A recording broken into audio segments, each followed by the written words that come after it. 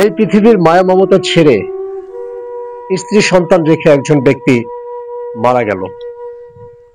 কিছুদিন পরে তার স্ত্রী যখন বিপর্যয়ের মধ্যে পড়ল, তখন তার স্বামীর রেখে যাওয়া একটি স্বর্ণের চেন ছিল। সেই চেনটা দিয়ে তার ছেলেকে বলল যে এটা তোমার কাকার স্বর্ণের দোকানে দিয়ে কিছু টাকা নিয়ে আসো, সেই টাকা দিয়ে আমরা বাজার করে খাবো।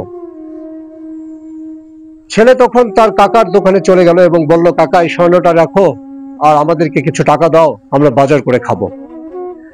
তার কাকা সেই স্বর্ণের চেনটা দেখার পর কিছুক্ষণ পরে তার কাকা তাকে কিছু টাকা দিয়ে বলল, স্বর্ণের চেনটা নিয়ে যাও, এখন স্বর্ণের বাজার বেশি ভালো না, তুমি স্বর্ণের চেনটা নিয়ে গিয়ে বাসায় রেখে দাও, আর আমি কিছু টাকা দিলাম, এটা দিয়ে বাজার করো, আর কালকে থেকে তুমি আমার দোকানে কিছু সময় দাও, আমি যে পর্যন্ত স্বর্ণের দাম না বাড়ে সে পর্যন্ত আমি তোমাকে এভাবে কিছু কিছু টাকা দিব, যেটা দিয়ে তুমি তোমার বাজার চালাবে। এভাবে চলতে চলতে বেশ কিছুদিন, কয়েক মাস অতিবাহিত হয়ে গেল। ছেলে তার কাকার দোকানে, স্বর্ণের দোকানে থেকে থেকে অনেক পারদর্শী হয়ে গেল এবং স্বর্ণ সম্পর্কে তার সব ধরনের ধারণা চলে আসলো। যখন তার কাকা বুঝতে পারল যে তার ভাতিজা স্বর্ণ সম্পর্কে ভালো অভিজ্ঞতা এবং ধারণা হয়েছে, তখন তার চাচা তার ভাতিজাকে বলল যে, ভাতিজা তুমি কিছুদিন আগে আমার কাছে একটা স্বর্ণের চেন নিয়ে এসেছিলে, এখন স্বর্ণের বাজার মোটামুটি ভালো, তুমি যাও তোমার মায়ের কাছ থেকে চেনটা নিয়ে আসো, আমি এখন তোমার কাছে কিনবো। ভাতিজা তখন তার মায়ের কাছ থেকে স্বর্ণ চেনটা নিয়ে আসলো।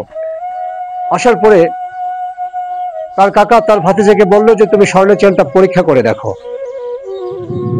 ভাতিজা পরীক্ষা করে দেখে যে আসলে সেটা একটা নকল চেন। সে বলল যে, কাকা আমি যে চেনটা নিয়ে এসেছি আমার মায়ের কাছ থেকে, এটা তো একটা নকল চেন।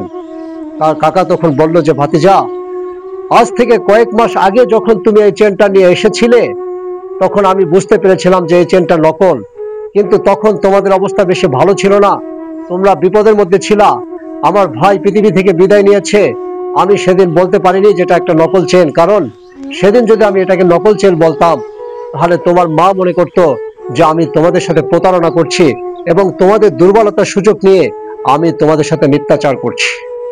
যে কারণে আমি তোমাকে সেদিন সত্য কথা বলিনি, আমি ছলনা করে তোমাকে আমি চেনটা দিয়ে বাড়ি পাঠিয়েছিলাম, পাশাপাশি তোমাকে আমি আমার দোকানের একজন পারদর্শী কারিগর হিসেবে তৈরি করেছি।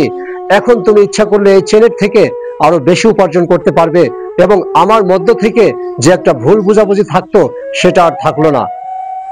বন্ধুরা, কোনো কোনো ক্ষেত্রে আমাদেরকে এই ধরনের পরিস্থিতির মুখোমুখি হতে হয় যে আমরা কারো কাছে কালারিং হতে চাই না, কারো কাছে মিথ্যাচার হতে চাই না, কিন্তু পরিস্থিতির মুখে দাঁড়িয়ে আমাদেরকে এভাবে কখনো কখনো মিথ্যাচার হয়ে যেতে হয়।